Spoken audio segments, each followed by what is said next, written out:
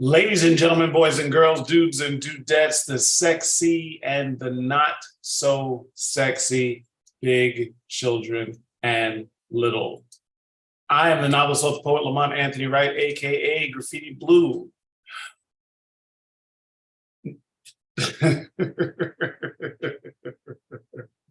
Three indie facts. No one is obligated to support you. Let me say that again. No one is obligated to support you. Three indie facts for independent artists. No matter what you're doing, you could be an author, you could be selling books, you could have your own independent whatever, whatever art you are, a violin player, poet, saxophonist, painter, whatever. No one is obligated to support you. And here's three facts why. Before we get into the facts, let me just say, since no one is necessarily obligated to support you, you have to be 100% okay with it. Even the big guys or even people that are major and selling a whole bunch of whatever it is, it could be the biggest corporation you could think of. At the end of the day, the consumer decides what they want, what they need, and what they're willing to buy, basically. So if the consumer just is like, you know what, I can do without it, or a competitor comes, boom, you're done. You know, if a competitor gives them equal quality or better quality for less money, or makes it more convenient to get said product, right? And this is hard for most independent artists to understand. I think mostly because most independent artists love their creation so much, they don't understand that they have a mother's love. You follow what I'm saying? And there's no way that a fan or a would-be fan or consumer would ever love a piece of art more than the creator loves her or his own art. Well, that's debatable too. But what are the reasons? What are the three facts? Let's get right to it. One of the facts is what I just want to call conditioning. All right. Basically, especially in the Western world, the American consumer is conditioned to want things in a certain way. Okay. So you could have written the best book ever in your life. If you're selling that book on a street corner or selling that book on your own website online, people may get it, people may not get it. You put that same book on the #1 bestseller list on New York Times, or you put it on in the entranceway of Barnes and Noble, right? And you put a sign over it that said hottest books right now. People are conditioned.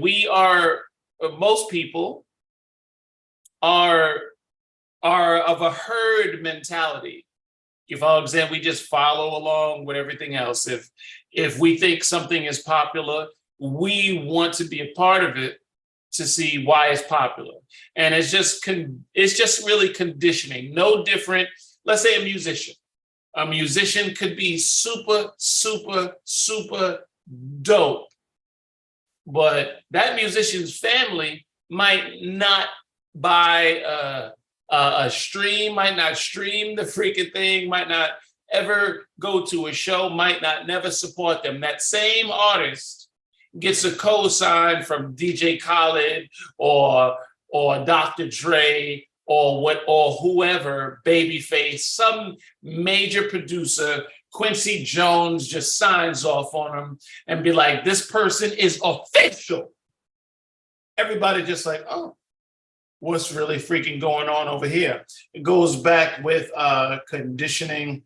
And The second reason I kind of segued into it is what I call the corporate kiss. The corporate kiss can be the babyface cosign, the Sean Puffy Combs cosign, or it could just be corporate itself, the corporate kiss. You could be super dope. And interestingly, no one will give a flying, right?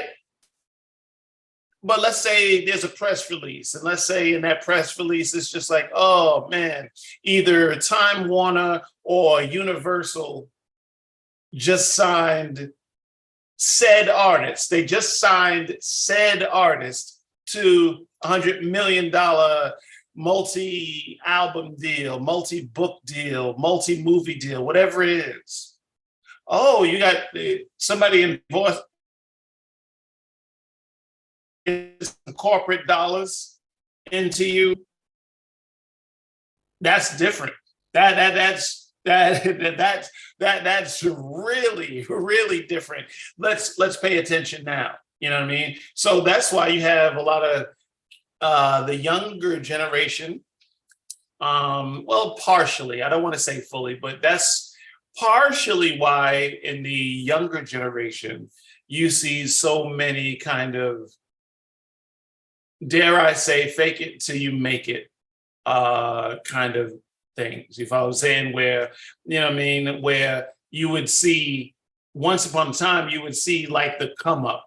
You would see the rappers, let's just say, take rap, for example. You would see the rappers kind of maybe in their Sunday best, you know what I mean? You know, they might have saved and bought an outfit or a couple of outfits for a video or whatever, you know what I mean? And then after, you know, they have that runaway hit or whatever, then you see them stepping up and the videos are like way hot budgeted now because they're proven or whatever it is. You know, today, I mean, these guys are carrying money stacks to their ear like this. You know, first video out the gate, they're just like, I had money before rap. I don't know why you're rapping and you already got money. I don't know why you would leave however, you know, you got pretty much, you know, 10 racks to your face. You know what I mean? Well, I don't know why you would need to bother recording at this point, but that's just what it is. And the number three reason, the number third fact of why no one is obligated to support an indie artist is basically what I would like to call fan separation.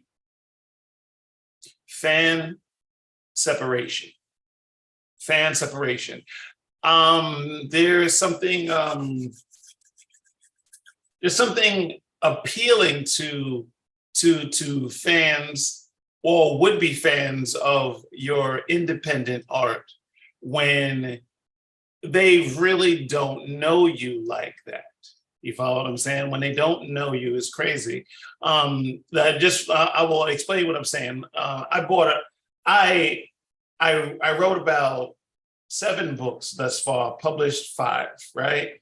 And what I would notice is that as long as people did not know me, you know, they were very free talking online about their experience reading the book, what they thought about the book, this, that, and third, whatever. And I had a number of friends, family members read the book, right? You know, and no one that knew me outside of maybe a half dozen people would actually talk about the book at all, you know, and people, you can call it kind of fan separation, or you could also call it the voyeur's stare. Many fans just want to be voyeuristic, not saying that, let's say Kendrick Lamar is your favorite rapper, not saying that you would not want to meet Kendrick Lamar and talk with him, you know what I mean? But he's already kind of famous, you know, before you guys even freaking met. You know, it's kind of weird where no one that read the book that I know would actually, not many actually, would talk to me about that book whatsoever. Very, very, very bizarre. And I was just like, that's what it is. So just to do a quick recap, there are basically 3 reasons why no one is obligated to support your art. And this is for my independent artists out there. And it took me, I'm gonna be honest with you, it took me a long time to be comfortable with that. You know, when you're in the struggle and you're trying to let the world know that you and your art and your creations exist, you know what I mean? It may be hard to take that, you know, guys that may have even, you know, said that they root for you. And then when you got really serious about your craft and put in your 10,000 hours, they really, really felt away. And so the 3 things are basically kind of a herd mentality. Number 1, conditioning. Number 2 is most people want you to have the corporate kiss. You know what I mean? And number 3 is this kind of fan separation. And I'll close with this. Hold on, rewind. Fan separation is where would-be fans don't necessarily want to come up with you like that. You follow what I'm saying? It's almost as if to say they're scared to be a fan of you and you not make it, because if you don't make it big, then it's just like, it's almost like, damn, I invested my time inside somebody and they're not even freaking famous or whatever. But I want to close with this. People aren't also obligated to support you.